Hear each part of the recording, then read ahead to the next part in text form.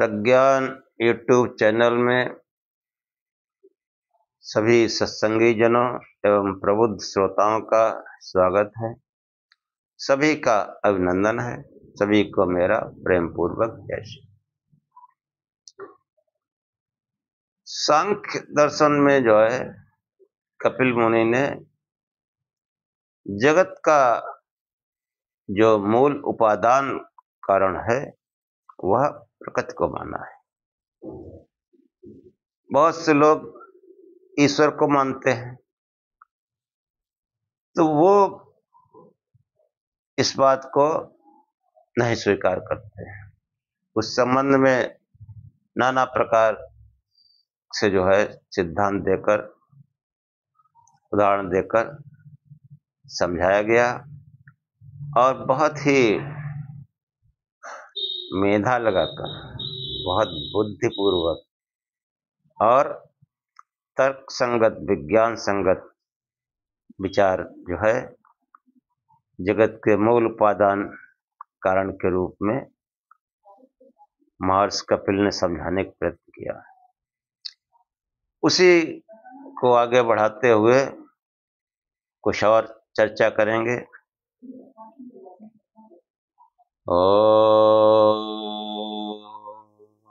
असतो मा सद्गमय तमसो मा ज्योतिर्गमय मृत्योर्मामृतं गमय। हे परम गुरु परमात्मा, हमें असत्य से सत्य की ओर ले चलो, अंधकार से प्रकाश की ओर ले चलो तथा मृत्यु से अमरता की ओर ले चलो। मूल उपादान में जो है वो जो है पिछले जो आख्यानों में जो संकेत किए गए, सांख्य शास्त्र जो है उसमें प्रकृति, जीवात्मा और परमात्मा तीनों को नित्य माना गया। ऐसा ही उल्लेख श्वेताश्वतर उपनिषद में भी आता है। त्रिविध ब्रह्म की जो है प्रकृति, जीव और ईश्वर, ये त्रिविध ब्रह्म कहेंगे। तो प्रकृति क्या है? प्रकृति जो है उस जीवात्मा के लिए भोग और अपवर्ग का साधन है। उसके प्रयोजन के लिए प्रकृति का प्रयोजन उस जीवात्मा के लिए है जो उसके भोग और अपवर्ग दोनों ही की सिद्धि में सहायक होता है। और जो ईश्वर है वो प्रेरक है, नियंता है, अधिष्ठाता है। हाँ, श्वेताश्वतर उपनिषद में प्रेरक ही कहा गया और सांख्य में जो है उसको प्रेरक के साथ साथ नियंता और अधिष्ठाता भी कहा गया। तो ये जो है उसी को समझाते हुए जब वो प्रश्न आया कि ईश्वर इसका कारण है, तो कहते नहीं। वही जो सूत्र आया कि ईश्वरा सिद्धे, ईश्वर के द्वारा ईश्वर जो है मूल उपादान के रूप में सिद्ध नहीं है। कि जो है यहाँ पर एक सिद्धांत काम करता है जो सांख्य के मूल में प्रारंभ से ही बताया गया कि कोई भी अपरिणामी वस्तु वो चेतन नहीं हो सकती, वो अचेतन है। और ईश्वर को अचेतन नहीं कहा जा सकता। ये ईश्वर है उसको अचेतन नहीं कहा जा सकता। अगर ईश्वर जगत का मूल उपादान होगा तो वो फिर वो परिणामी हो जाएगा, उसमें परिवर्तन होगा, जबकि ईश्वर में परिणाम नहीं है। जितना भी जो है परिणित होने वाली वस्तु है, परिणित होने वाले तत्व है। इन पंच महाभूतों से लेकर मूल प्रकृति तक ये सब परिणामी तत्व हैं। और जो परिणाम परिणित हो रहा है, बदल रहा है बराबर निरंतर, वो चेतन तत्व नहीं हो सकता, वो ईश्वर नहीं हो सकता। इस बात को सांख्य शास्त्र में कपिल मुनि ने बराबर बताया है। और ये ज्ञान जो है, जो भी ज्ञान है, वो हमको अपने दैनिक जीवन में, अपने आचरण में सोचना चाहिए कि परिणामी मतलब जो बच्चा पैदा हुआ, अब वो परिणित होकर के शिशु बन जाता है, फिर वो युवा बन जाता है, और फिर वो बूढ़ा हो जाता है, और फिर मृत्यु हो जाती है। तो जो भी परिणामी मतलब परिणामी, ये जितने प्राकृत तत्व हैं, पूरा ब्रह्मांड और ये छोटा ब्रह्मांड पिंड, ये सभी परिणामी हैं। लेकिन इनके मूल में जो आत्मा है, उस चेतन तत्व है, उसमें कोई परिणाम नहीं होता कि जवानी में कोई और आत्मा है, फिर जो बुढ़ापे में कोई और बचपन में कोई और नहीं।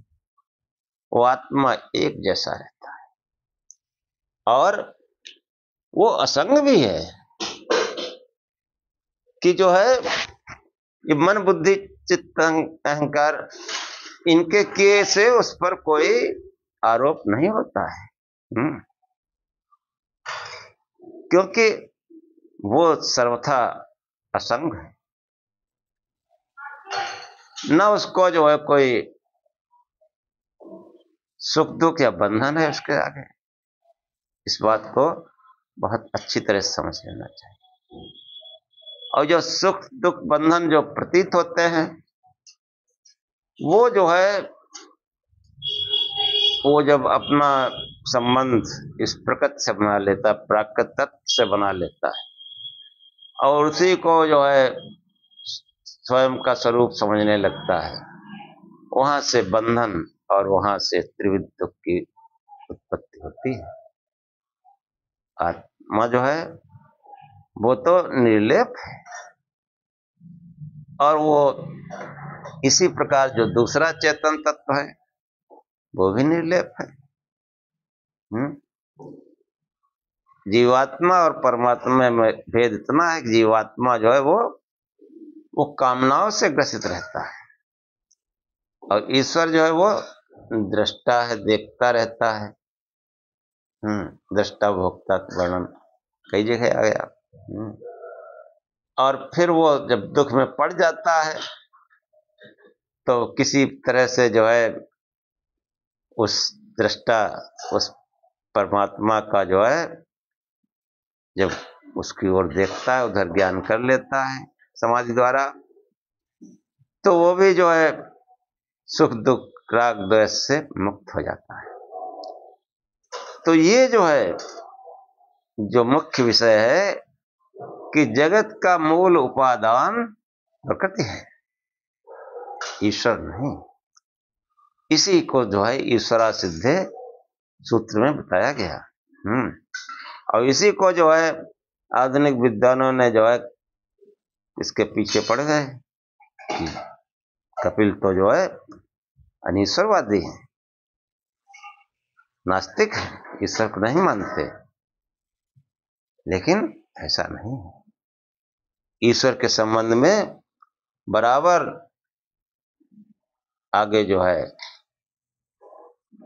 सूत्रों में स्पष्ट किया गया, उसके नियंता और अधिष्ठाता होने का जो है बराबर आगे जो है वर्णन किया गया। अब ये जो उसको जो कर्ता धर्ता मान लेते हैं, ये भक्ति भाव में ऐसा किया जाता है, क्योंकि हमारी बुद्धि जो है वो उतना उसको जो है उसके अचेतन रूप चेतन रूप को जो है नहीं समझ सकती जल्दी, वो समाधि के द्वारा ही समझा जाता है। तो जब भक्ति करते हैं तो फिर थोड़ा सा उसको जो है नीचे लाते हैं। हाँ, कि तुम ही सब कुछ हो। हाँ, तुम हो एक अगोचर सबके प्राणपति। भक्तजनों के संकट क्षण में दूर करे। तुम करुणा के सागर, तुम पालन करता। हाँ, पालन करता, रचना करता, हाँ, संहार करता। इस रूप में फिर लाते हैं, क्योंकि उसकी क्रियाओं से जो है हम उसका जो है वर्णन करते हैं, जबकि वो प्रेरक है मात्र, प्रेरक, नियंता, अधिष्ठाता, वो स्वयं तो अकर्ता है। तो जब वो अगर प्रकृति का मूल उपादान कारण माना जाएगा तो वो अपरिणामी हो जाएगा। परिणामी हो जाएगा, और चेतन तत्व जो है उसमें कोई परिणाम नहीं होता। इसी को जो है आगे समझाते हुए ऋषि कहते हैं, मुक्त बद्ध योर अन्यत अभावान तत्सिद्धि। कि मुक्त बद्धयो अन्यतः अभावात, मतलब मुक्त और बद्ध किसी अवस्था में न होने से तत्सिद्धि उपादान भूत ईश्वर की सिद्धि नहीं है। किसी भी, देखो, किसी भी चेतन तत्व की दो अवस्थाएं होती है। किसी भी चेतन के जो है जो अस्तित्व है उसकी दो अवस्थाएं होती है, कही जा सकती है, कि मुक्त अथवा बद्ध। यदि ईश्वर मुक्त है तब जगत उसका परिणाम कैसे होगा? क्योंकि उस अवस्था में ईश्वर में अपरिणाम, वो मतलब ईश्वर जो है अपरिणामी हो जाएगा, वह मुक्त।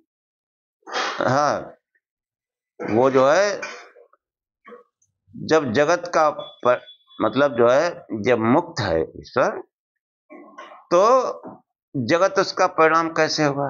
क्योंकि उस अवस्था में ईश्वर परिणामी हो जाएगा। अगर मुक्त है और फिर वो जगत की रचना और जगत का मूल कारण होगा, तो फिर जगत में जो है वो जगत के बंधन में आ जाएगा, परिणामी हो जाएगा।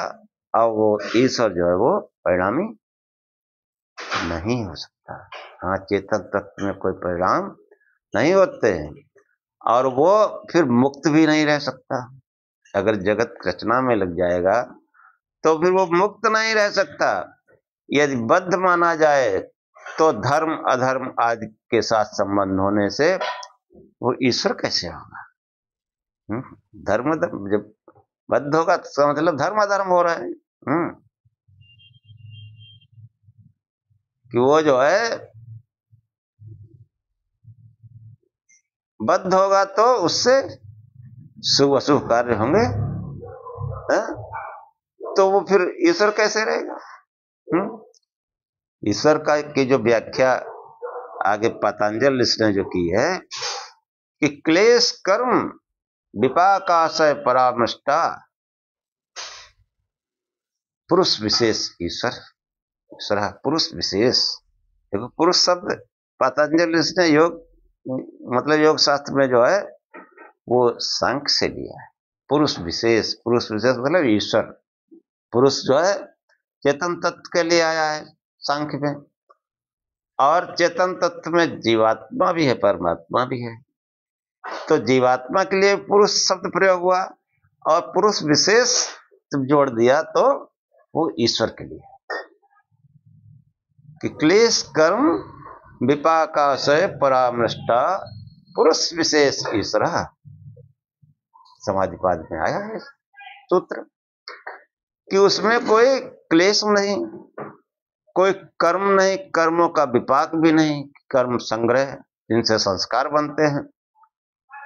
तो क्लेश अविद्या अस्मिता राग द्वेष अभिनय से क्लेश हैं, ये इनसे वो जो है सर्वथा परे है, कर्म से सर्वथा परे है। वो युद्ध नहीं करता, वो लीला नहीं करता। लीला फिर कर्म करना पड़ेगा ना। तो कैसा है? क्लेश कर्म विपाकाशय, कर्म को का विपाक, क्लेश कर्म विपाकाशय परामृष्टा, इनसे बिल्कुल वो पृथक है,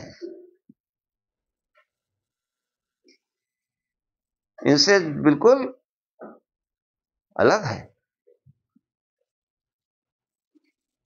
वो जो है उसको ईश्वर कहा गया, पुरुष विशेष, उस पुरुष विशेष को ईश्वर कहा गया। तो ये जो है, जब वो अगर उसको शरीर में माना जाए, देह में तो बंधन से आता है ना, और बंधन में फिर शुभ अशुभ कर्म होंगे। जब शुभ अशुभ कर्म होंगे तो क्लेश भी होंगे, अविद्या अस्मिता राग द्वेष अभिनय सब आएंगे फिर उसमें। हाँ, कर्मों का विपाक होगा, उससे फिर आगे संस्कार बनेंगे, जन्म मृत्यु होगी। तो पतंजलि से कहते हैं कि क्लेश कर्म विपाकाशय परामृष्टा पुरुष विशेष ईश्वरा, वो जो है पुरुष विशेष, उसको ईश्वर कहा गया। उसी को, हाँ, सांख्य रचना पहले हुई। ये पुरुष विशेष जो शब्द है ये सांख्य से लिया गया। योग को समझने के लिए सांख्य का पढ़ना बहुत आवश्यक है। योग में जो बहुत से तत्व ऐसे हैं जिनका निर्वचन सांख्य में किया गया। और भी शास्त्र, सांख्य तो सर्व प्राचीन है, और शास्त्रों में भी इनके सिद्धांतों का प्रयोग किया गया। तो वो जो है अगर परिणामी होगा, परिणामी मतलब वो कुछ क्रिया करेगा, लीला करेगा कुछ। हाँ, लीला सुनते, जैसे लीला सुनते हैं हम लोग, तो फिर वो सुख दुख भी होगा। और सुख दुख हुआ है, चाहे जितना बड़ा महापुरुष हो, सुख दुख हुआ है। अब पुरुष है तो काम करेगा ही महापुरुष, चाहे साधारण मनुष्य हो चाहे पुरुष। परमात्मा क्यों जो है, क्या जरूरत है लड़ने भिड़ने की? हाँ, घर परिवार बसाने को समस्त जगत उसका ही जो है, वो जगत पिता है। सिर्फ वो 2-4 लोगों का पिता पत्नी हो, सब दुनिया भर का। अब ये ज्ञान जो है मैं पहले ही बता चुका हूं, जो बिल्कुल जड़ बुद्धि है, जिनकी बुद्धि बिल्कुल एकदम जड़ता वाली है, उनके लिए ठीक है। लेकिन विद्वान लोग उसी में घुसे पड़े हैं, ये उचित नहीं है। इससे सनातन जो है उसकी व्याख्या नहीं हो सकती। सनातन लीला श्राप वरदान वाला नहीं। तो वही जो है कपिल मुनि ने जो है बताया कि जो है मुक्त बद्धयोर अन्य अवावान तत्सिद्धि, कि किसी भी चेतन के अस्तित्व की 2 अवस्थाएं होती हैं, मुक्त अथवा बद्ध। यदि ईश्वर मुक्त है तब जगत उसका परिणाम कैसे होगा? मुक्त है, वो क्यों जगत की रचना करने लगा? और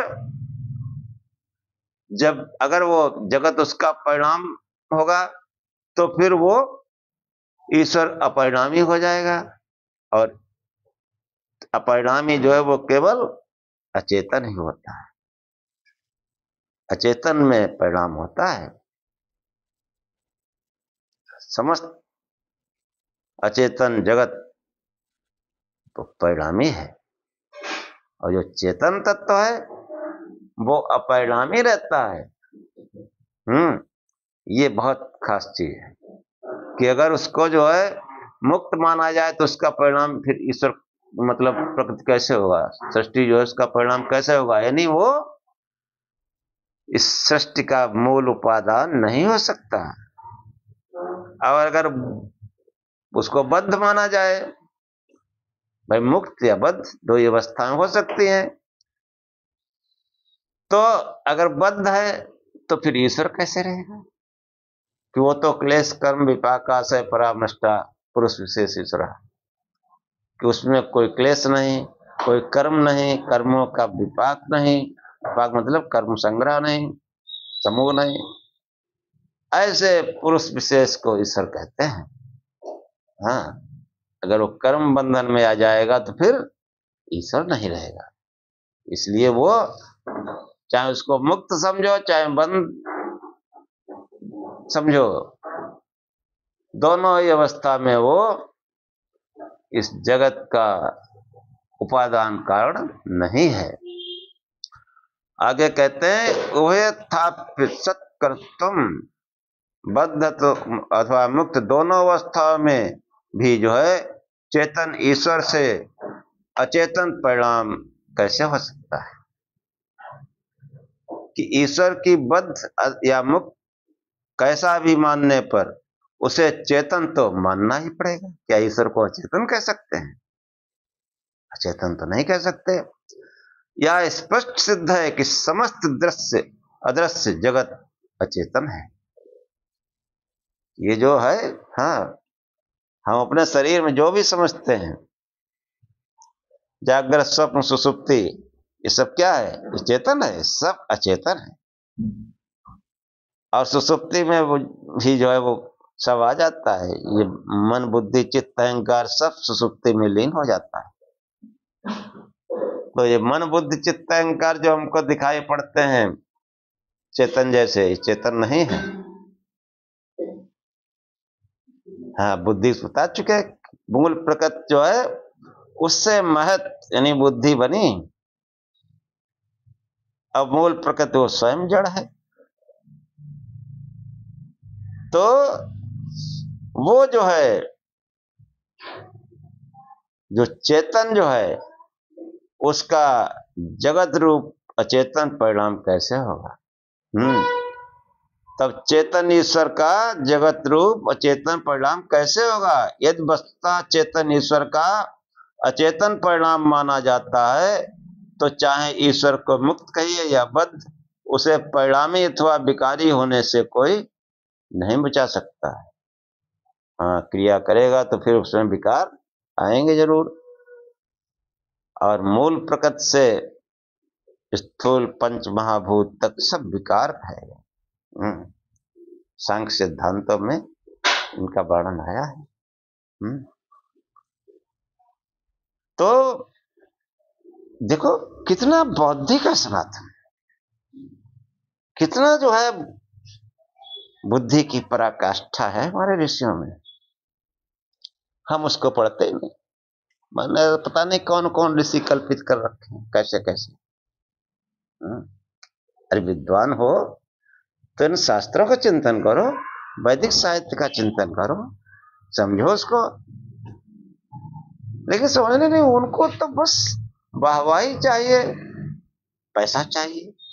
दो ही चीजें हैं, समाज में हमारी इज्जत हो, पैसा हो, और फिर कोई तत्वज्ञानी मिल जाता है तो गुप्त, हाँ, फिर वहां हाथ जोड़ के बैठ जाते हैं, श्रद्धावान बन गए हम, क्यों जानते हैं कुछ चलने वाला नहीं, और सोचते किसी तरीके से इसका पीछा, इससे पीछा छूटे। हाँ, हमको बहुत से लोग ऐसे मिले कि वो बुला तो लिए बड़े शौक में हमको, अब सत्संग भी करवाया, अब फिर वही सोचते रहे कि हे भगवान ये कब जाए। अब बड़ा प्रिय भाषण से, बहुत प्रेम से आदर से विदा भी किया, और बड़ा तारीफ भी की। और मैं तो समझता हूँ, मैं तो ऐसे ही लोगों से पाला पड़ता रहता है, जब बहुत तारीफ की तो अपने कहते को ये तारीफ हम आपकी नहीं मानते, ये तारीफ हमको संदेह है कि आप ऊपर से कर रहे हैं या दिल से कर रहे हैं। कह नहीं पांडे जी, दिल से तारीफ, हमने दिल से तारीफ होगी तो फिर सत्संग होगा, फिर हमको बुलाया जाएगा, और ऊपर से तो बस ये आखिरी है सत्संग, आखिरी मुलाकात है। कि नहीं नहीं, और दोबारा फिर सत्संग कराने की हिम्मत नहीं है। क्यों? कि मान प्रतिष्ठा गिरती है। इतना तो हम उम्र में ऐसे, हमको सब बहुत ज्ञानी, हमारे को गुरु जी कहते हैं लोग। हाँ, ये जो है कहाँ से आ गया, ये तो हमारा सब ज्ञान उड़ा दे रहा है। और ये भी नहीं कह सकते कि जो तुम बोल रहे पंडित गलत बोल रहे हो, ये कह नहीं सकते। तो अब करके ऐसे चलने दो जैसा चल रहा है। तो ये है आजकल के विद्वानों का। कोई हजारों में एक आदमी होता है वो कहता है हाँ ठीक है, और वो स्वीकार भी करता है, चलता भी है, बार बार मिलता भी है। ऐसे भी लोग हैं, ऐसा नहीं। अधिकांश वही है, कि एक आध धर्माचार्यों से भी बात हुई तो उन्होंने कहा पांडे जी ज्ञान तुम्हारा बिल्कुल सटीक है, कोई शक नहीं, लेकिन फिर ये इतनी बड़ी व्यवस्था हम क्या लोगों को उल्टा समझाना शुरू करें? ये आश्रम जो है ये कैसे चलेगा? तो अपने ठीक है भाई, व्यवसाय करो अपना, और क्या बताएं। लेकिन हम कैसे उस ज्ञान को स्वीकार कर सकते हैं? समाज में भेंट तो हो ही जाती है। इसलिए जो है, जो विद्वान हैं, जो पढ़े लिखे लोग हैं, उनसे मेरा निवेदन है कि वो वैदिक साहित्य को पढ़ें, उसका मनन चिंतन करें। नहीं समझ में आएगा, समझने की इच्छा होगी तो तमाम लोग मिल जाएंगे, ऐसा नहीं। तो परमात्मा गुरु है, उसकी प्रेरणा से आपको कोई आचार्य मिल जाएगा जो समझा देगा। हमसे मत समझिए। और आजकल तो भाई ऐसा माध्यम है सोशल मीडिया का, हाँ क्या पता, बहुत से लोग सुनते हैं जिनको हम जानते नहीं, कमेंट भी आते हैं। तो ये एक ऐसा साधन है जिससे हमको कोई ठेस भी नहीं पहुंचने वाली है, और हम यथार्थ ज्ञान को अगर चाहेंगे तो समझ भी सकते हैं, और उसी के अनुसार उपासना भी कर सकते हैं। और यही हमारा मुख्य ध्येय है, जो ये प्रज्ञान चैनल का मुख्य ध्येय यही है कि लोग वास्तविक सनातन को समझें। बहुत से वैदिक चैनल हैं, बातें पुराणों की होती, वेद का कहीं कोई नाम नहीं, चैनल वैदिक नाम रखा, वैदिक चैनल। तो ऐसा सब अंधाधुंध चल रहा है। हाँ, अंधाधुंध, कोई विचार नहीं करना चाहता, यथार्थ सत्य को जानना ही नहीं चाहते। कोई बिरला ही होता है जो यथार्थ सत्य को जानना चाहता है, उस परमात्मा प्राप्त करना चाहता है, चाहता है खाली। जो चाहता है उसको वो तो धन्य है, उसको तो भगवान उसके पास भेज देंगे बताने वाले मार्ग। लेकिन हमारी चाहना तो सांसारिक पदार्थों की है, धन दौलत की है। तो जैसे लोग अन्य व्यवसाय करते हैं, वैसे ही धर्म को व्यवसाय बना रखा है। और फिर दुर्गत भी होती है ज्यादा करोगे तो जो है दोनों प्रकार, बद्ध अथवा मुक्त, दोनों अवस्थाओं में चेतन ईश्वर से अचेतन परिणाम नहीं हो सकता है। यानी इस जगत का मूल उपादान कारण ईश्वर नहीं है। कि जगत का मूल उपादान का कारण प्रकृति है। हाँ, तो ये जो है जैसे, हाँ उपनिषदों में और जगह, उपनिषद बाद में लिखे गए, ये जो है वेदांग औपांग पहले लिखे गए, वेदांग और उपांग बाद में, उपनिषद और ब्राह्मण ग्रंथ सब लिखे गए बाद में। तो आगे इसी चीज को समझाते हुए कपिल मुनि कहते हैं कि ये आखिर जो है ये क्यों ऐसा कहते हैं लोग, कि ईश्वर को जो है जगत का उपादान कारण जो है वो जगत के उत्पादान भूत ईश्वर शब्द प्रमाण से सिद्ध है, असिद्ध नहीं, ऐसा जो है शंका करता है कोई शिष्य। तो कहते हैं कि मुक्तात्मना प्रशंसा उपासा असिद्ध से वाह। अब देखो इसमें जो है ठीक से समझाया गया कि आखिर ये उपादान कारण क्यों माना जाता है। कि परमात्मा की प्रशंसा है अथवा उपासना के लिए निश्चित स्वरूप का वर्णन है। साकार पूजा करते हैं तो हमको कोई निश्चित स्वरूप जो है लेना पड़ता है। भगवान भोलेनाथ का भी जो स्वरूप है वो उपासना के लिए है।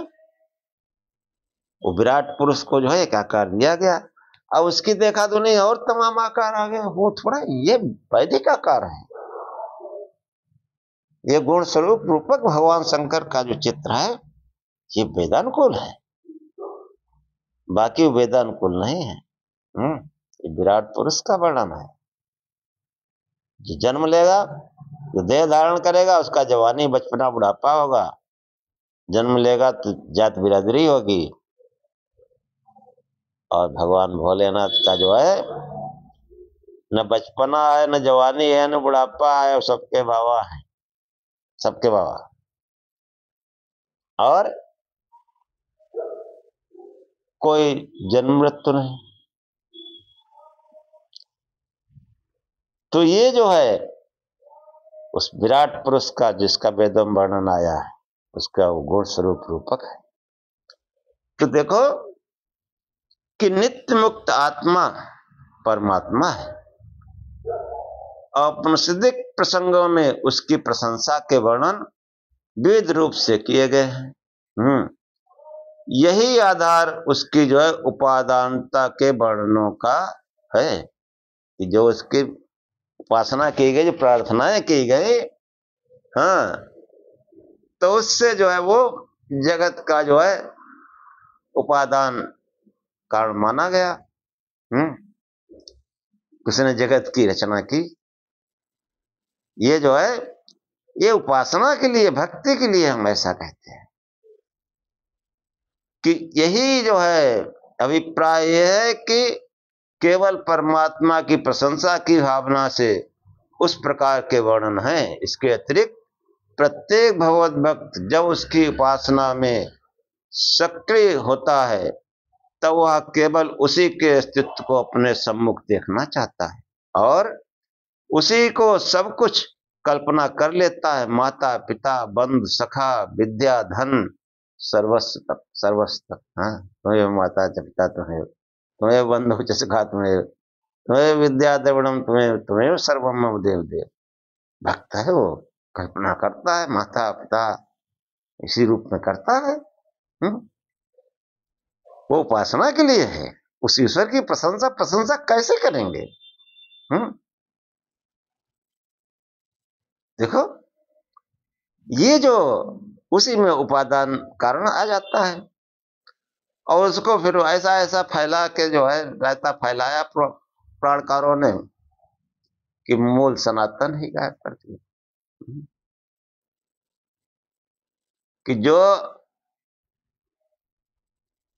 कपिल मुनि बताते हैं कि मुक्त आत्मनः प्रशंसा उपासा सिद्धस्य का वाह, कि उस परमात्मा की भक्ति प्रशंसा, भक्ति प्रशंसा के फिर वो सामने हमको कोई रूप खड़ा करना पड़ेगा। तुम्हें माता पिता तुम्हें बंधु चस्का तुम्हें विद्या द्रविणम तुम्हें सर्वम देव देव। तो ये सब जो है उसे जगत का उपादान कह देना भी आश्चर्य नहीं है भक्त के द्वारा। भक्त परमात्मा के ऐसे स्वरूप का उपयोग केवल उपासना में होता है, वह अर्थ की वास्तविकता को प्रकट नहीं करता। इस प्रकार केवल उपासना के लिए निर्धारित परमात्मा के स्वरूप की प्रशंसा में उपादानता का संकेत करने वाले वाक्यों का समन्वय कर देना चाहिए। वेदों में भी इस तरह के वर्णन है। देखो वो मंत्र पहले भी सुना चुके, फिर सुनिए कि यद अचरातन्वा वृधाना बलानिन्द्रा प्रवाणो जनेषु माये साते अनित्थान्याहुर्न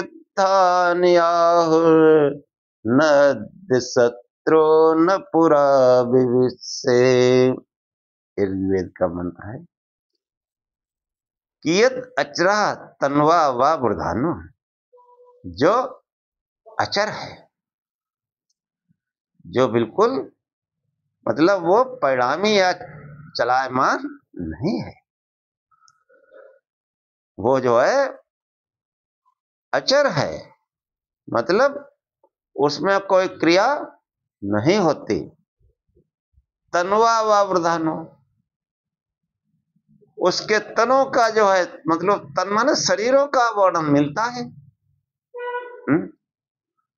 बलान इंद्र प्रब्रुवाणो जनेश, हे परमेश्वर, हे इंद्र, इंद्र मतलब परमात्मा, कि हे परमेश्वर तेरे तनों का मतलब शरीरों का वर्णन आया है, तेरे बलों को ख्यापित किया गया है। यद अचरा, जो अचर है, मतलब वो अचर मतलब वो परिणामी नहीं है, चेतन है वो, फिर भी जो है उसके शरीरों का वर्णन आया। हाँ, उसके जो है युद्धों का वर्णन आया है कि हे इंद्र, हे परमेश्वर, तूने युद्ध किए हैं। हाँ, तूने वृत्तासुर को मारा है। ऐसे वर्णन मिलते हैं कि तू हवि पाकर प्रसन्न होता है, भक्तों को सुख देता है, उनके अभिष्टों को प्राप्त कराता है।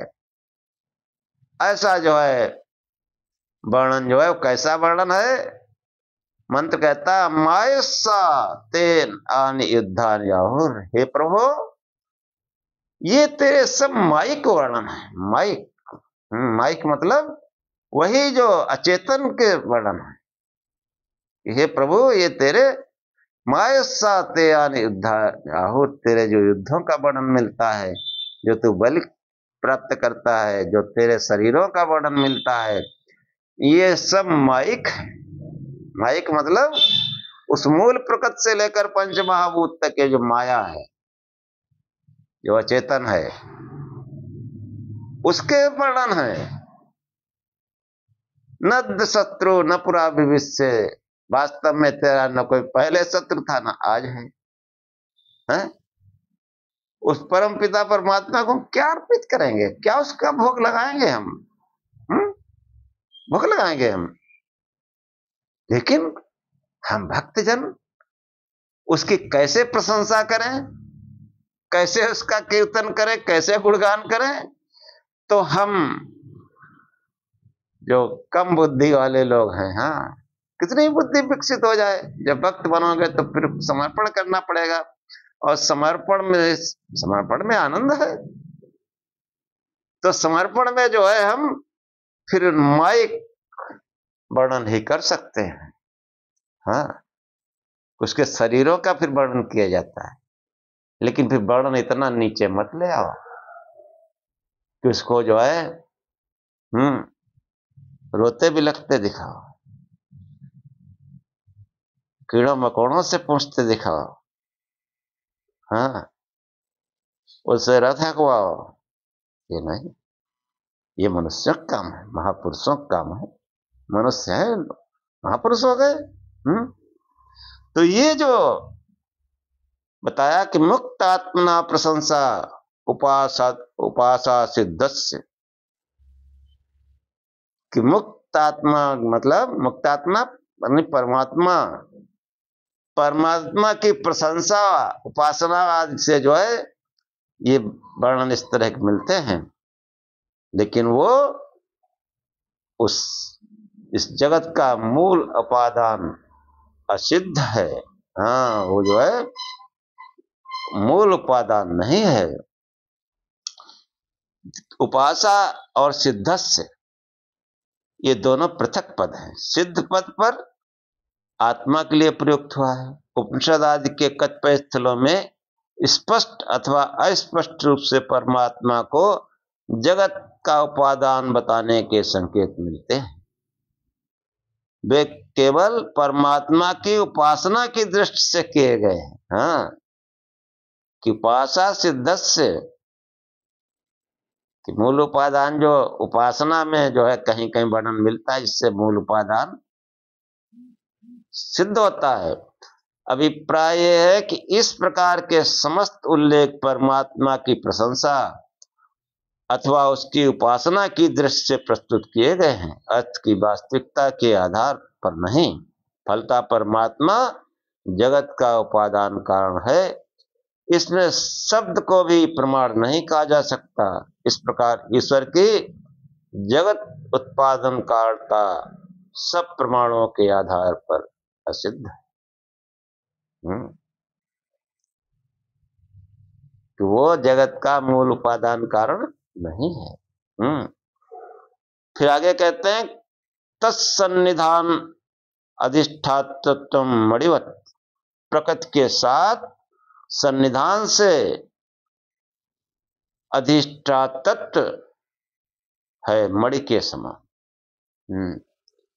कि जगत के मूल उपादान अचेतन प्रकृति में कोई भी प्रवृत्ति चेतन की अपेक्षा या प्रेरणा के बिना स्वतंत्र रूप से नहीं होती। हाँ, ये समझने वाली बात है कि जगत का उपादान अचेतन प्रकृति, अचेतन प्रकृति क्यों प्रवृत्त होगी?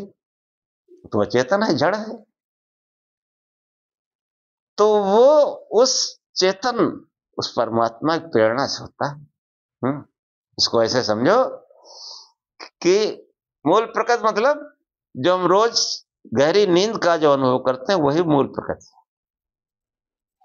अब मूल प्रकृति से फिर स्वप्न में आते हैं और जागृत में आते हैं, और फिर वो जागृत से स्वप्न पहुंचते हुए मूल प्रकृति में जाके हम लीन हो जाते हैं। हमारा मन बुद्धि चित्त अहंकार सब कुछ उसमें गाढ़ निद्रा में लीन हो जाता है।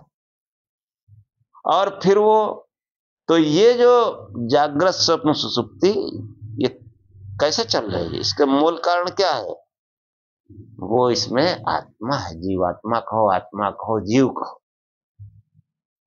उसकी प्रेरणा से, उसके अधिष्ठातत्व होने से ये जागृत स्वप्न सुसुप्ति होते हैं। हाँ, कि जगत की मूल उपादान अचेतन प्रकृति से में कोई भी प्रवृत्ति चेतन की अपेक्षा या प्रेरणा के बिना स्वतंत्र रूप से नहीं हो सकती। मूल प्रकृति जो वो चेतन के निकट है, लेकिन है असंग, उससे उसका कोई वो नहीं है। उसके जो है निकटता के कारण इसमें हलचल होती है। समस्त विश्व के सर्ग और संचालन का नियंता एक चेतन है। हाँ, सर्ग और संचालन मतलब जो रचना और वो कैसे आगे चलेगा उसका नियंता एकमात्र चेतन तत्व है, एक चेतन। हाँ, जैसे अवसंस्कारांत मणि लोह धातु में सानिध्य मात्र से क्रिया विशेष को उत्पन्न कर देती है। हाँ, जैसे लोहा होता है, लोहा मतलब चुंबक, तो चुंबक को आप रख दीजिए, चुंबक तो कोई क्रिया करते ही रहे, लेकिन वो अगर उसके नजदीक कोई किसी धातु का टुकड़ा आएगा तो वो अपने आप उसमें चिपक जाएगा, और अगर कोई नेगेटिव वाला है तो दूर हट जाएगा। तो क्रिया होती है, लेकिन चुंबक तो कुछ करता ही नहीं। ऐसे ही उस परमात्मा के सानिध्य मात्र से जो है एक क्रिया विशेष उत्पन्न होती है। इसी प्रकार चेतन परमात्मा केवल अपने सानिध्य से समस्त प्रकृति का संचालन करता है। प्रकृति की प्रत्येक क्रिया, विकार या परिणाम चेतन की प्रेरणा से होता है। त्रिविध ब्रह्म जो बताया गया श्वेतास्त्र में, वही त्रिविध ब्रह्म कि जीवात्मा, परमात्मा और प्रकृति, ये तीनों जो है त्रिविध ब्रह्म का है। तीनों नित्य हैं, और इस संसार का जो मूल उपादान कारण है वो मूल प्रकृति है। जो मूल प्रकृति अचेतन है, तो उसमें जो क्रिया होती है वो चेतन की प्रेरणा से होती है, इसलिए वो इसका अधिष्ठाता है। प्रकृति की प्रत्येक क्रिया, विकार या परिणाम चेतन की प्रेरणा से होता है। जिस प्रकार मणि में यह स्वाभाविक सामर्थ्य है कि वह लौह धातु को विचलित कर दे, इसी प्रकार चेतन का यह स्वभाव है कि अचेतन को वह प्रेरणा दे। प्रेरणा, संकल्प या सानिध्य चेतन की एक ही स्थिति का निर्देश करते हैं। प्रेरणा, संकल्प, सानिध्य उस चेतन की एक ही स्थिति, वो उसकी कोई स्थिति में परिवर्तन नहीं होता। मणि का केवल इतने अंश में उदाहरण है कि वह अपने एक सामर्थ्य विशेष के कारण अन्य धातु को सक्रिय बना देती है। इस प्रकार अचेतन प्रकृति से चेतन का सानिध्य निमित्त है। यही अचेतन उपादान प्रकृति में प्रवृत्ति का निमित्त होता है। समस्त विश्व का नियंता व अधिष्ठाता अल्पज्ञ तथा अल्पशक्ति आदि न्यूनताओं के कारण जीवात्मा संभव नहीं। हाँ, जीवात्मा जो इसका वो नियंता अधिष्ठाता नहीं है। इसलिए सांख्य में समस्त प्रकृति के नियंता व अधिष्ठाता रूप में एक चेतन ईश्वर का प्रतिपादन किया गया। हाँ, एक चेतन ईश्वर का प्रतिपादन किया गया। कौन कहता है कि कपिल ईश्वर को नहीं मानते? हाँ, एक सूत्र पढ़ लिया बस, सांख्य में तो ईश्वर माने नहीं गया। हाँ, बस पीछे पढ़ लिए, आगे पीछे कुछ न पढ़ना है, न कोई मनन चिंतन करना है। और देखो,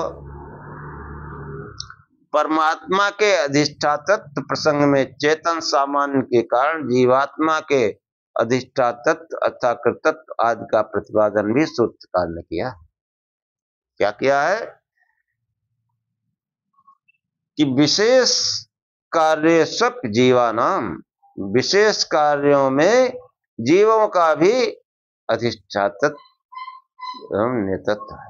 हाँ, ये मनुष्य भी कुछ करता है, तमाम चीजें कंट्रोल करता है, सब कुछ करता है, अधिष्ठाता करता है। जैसे समस्त विश्व का अधिष्ठाता परमात्मा है, ऐसे एक देह में होने वाले दर्शन, श्रवण, मनन आदि समस्त कार्यों में जीव चेतन का अधिष्ठातत्व निश्चित होता है। देह आदि इंद्रिय आदि में प्रत्येक प्रकार की प्रवृत्ति जीव चेतन के सानिध्य से संभव हो सकती है।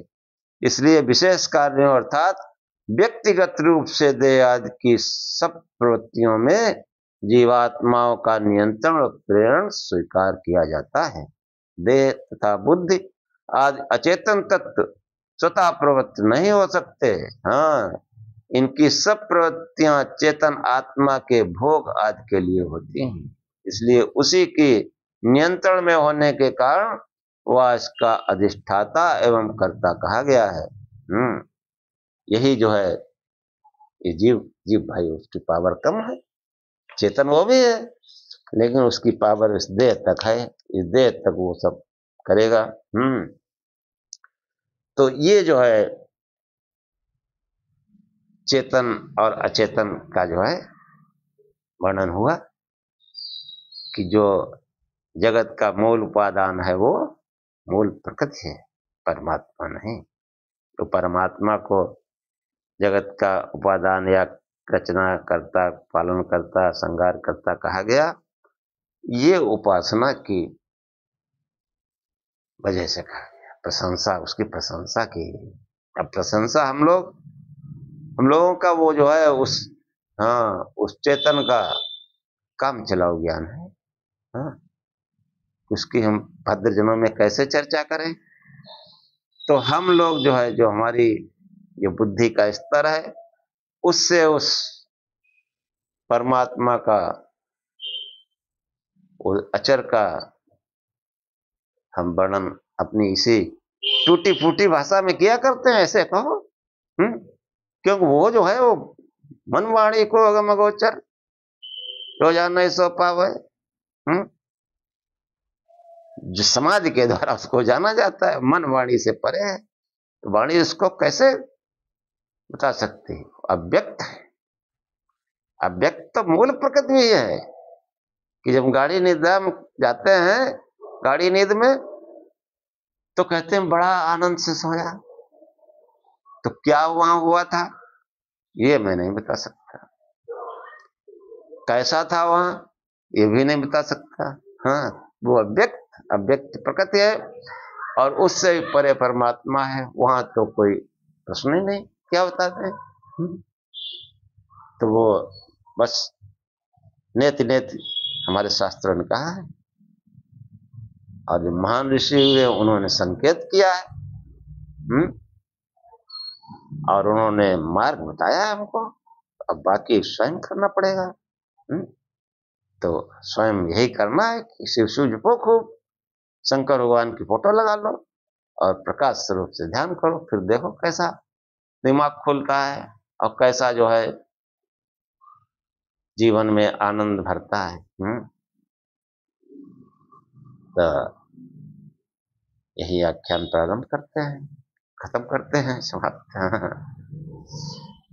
तो ओम सहना भवत् सहनो भुनक्तु सह वीर्यं करवावहै तेजस्विनावधीतमस्तु मा विद्विषावहै।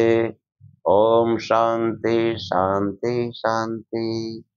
हे परमात्मा, हम दोनों श्रोता और वक्ता की साथ साथ रक्षा करें, साथ साथ पालना करें, हम साथ साथ पराक्रम करें, हमारा पढ़ा पढ़ाया एक साथ तेजस्ता को प्राप्त हो, संसार में फैले, हम आपस में द्वेष न करें। हे परमात्मा, हम दोनों को त्रिविध शांति प्राप्त हो, दैहिक दैविक भौतिक तीनों संतापों से शांति प्राप्त हो, तीनों प्रकार के दुखों की अत्यंत निवृत्ति हो। ओम शांति शांति शांति। जय शिव।